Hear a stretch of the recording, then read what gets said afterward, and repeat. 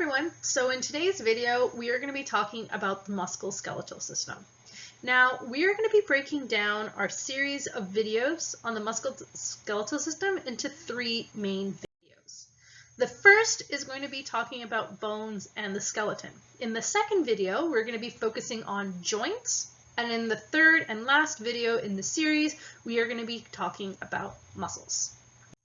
Now, bones and the skeleton system. Now, you have in the adult body 206 bones, but you're actually born with more bones. The infant child is actually born with 270 bones, and during growth, a lot of those bones actually fuse together. Now, bones will have 5 key functions.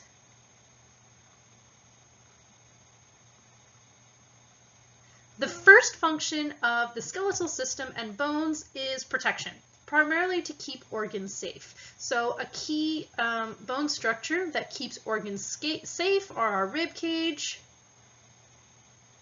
because they actually protect a lot of vital organs, primarily lungs and the heart. And then we also have the cranium, the skull, so our cranium.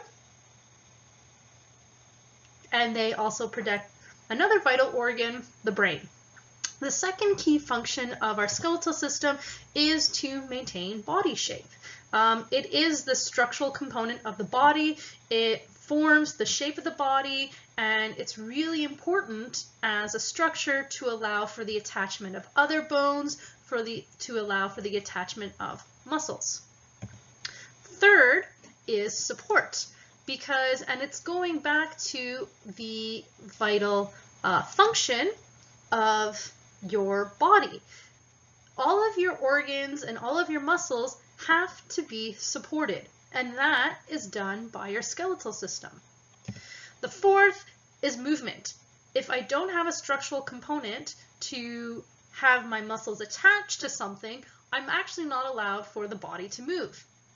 And then the last is blood production, because bone marrow, which is actually found inside the bone marrow cavity of certain bones, is extremely important in the production of red blood cells and white blood cells.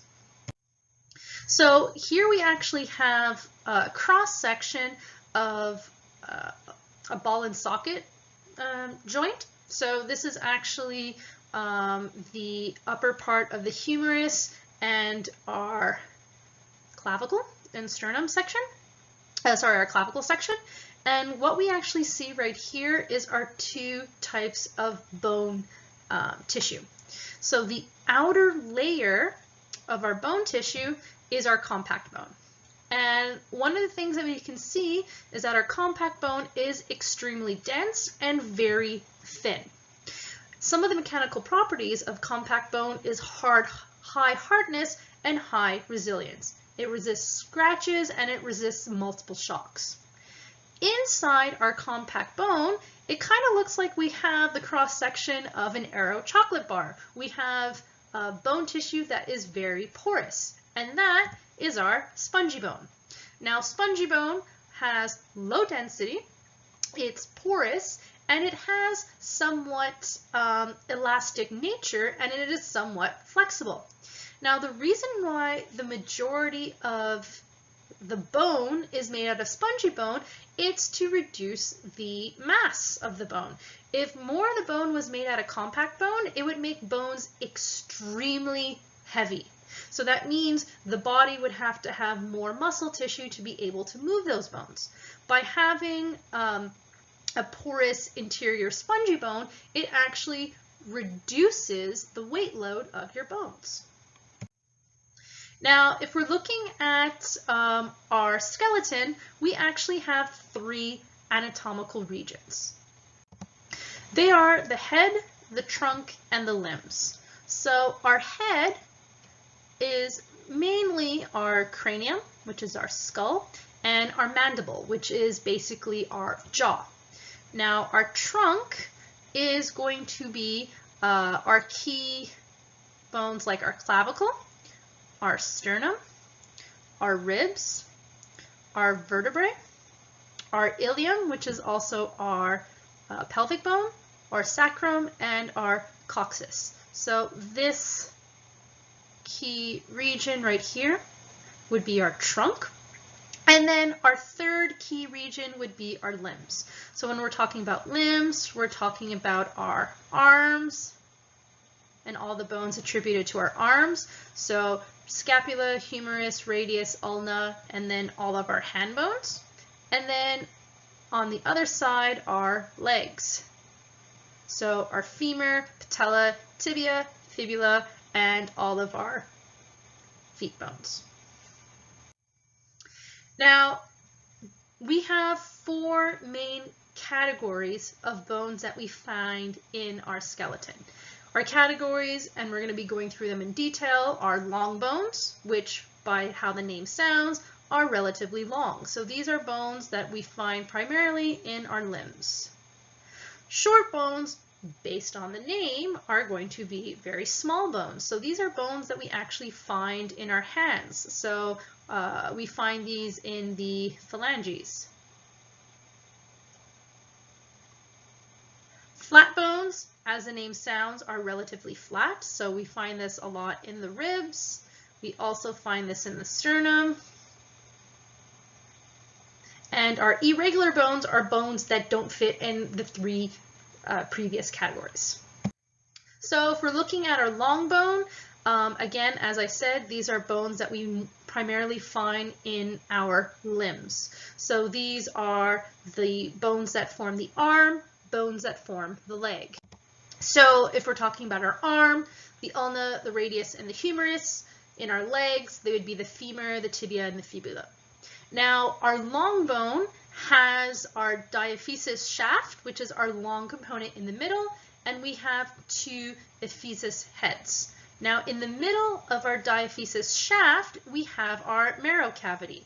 And in our marrow cavity, this is where we actually have bone marrow. And bone marrow is extremely important because bone marrow is vital in the production of red and white blood cells. We can also see from the image that the long bone, the outside of the long bone is compact bone, and then the inside is majorly spongy bone.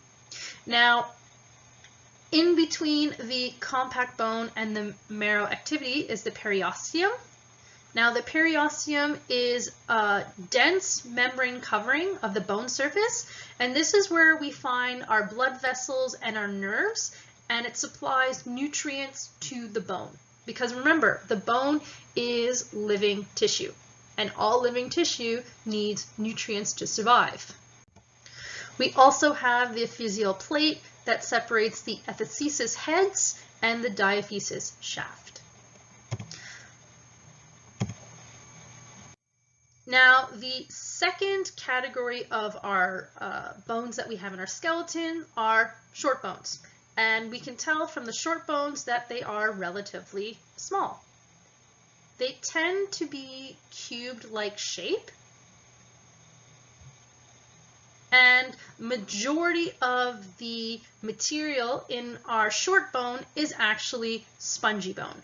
It has a very, very thin layer of compact bone around it, but it is mostly spongy bone. And as previously said, this is found in our carpals and our tarsals, so we find this a lot in our hands and in our feet. Our third category of bones are flat bones. Now, flat bones, as the name suggests, are relatively flat. It's only made of 2 layers of compact bone. So we have a top layer, and we have a bottom layer. And in between the 2 layers of compact bone, I find spongy bone. Now, we don't have flat bones everywhere in the body, but the 2 key places that we would have the ribs, we would have the sternum, which is also called the breastplate, and our cranium. The last category of bones are irregular bones. And irregular bones, as the name suggests, does not fit in the long bone category, does not fit in the short bone category, does not fit in the flat bone category. Now, the key example of an irregular bone would be the vertebrae, so the bone that protects your spinal column.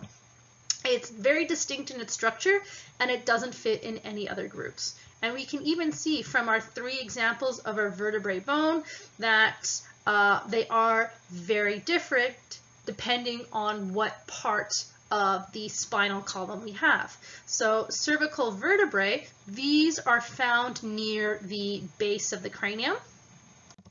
Your thoracic vertebrae, these are found basically in your trunk region.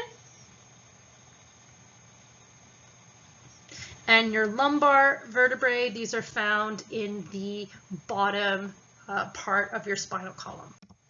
So that's it on our talk about bones in the skeletal system.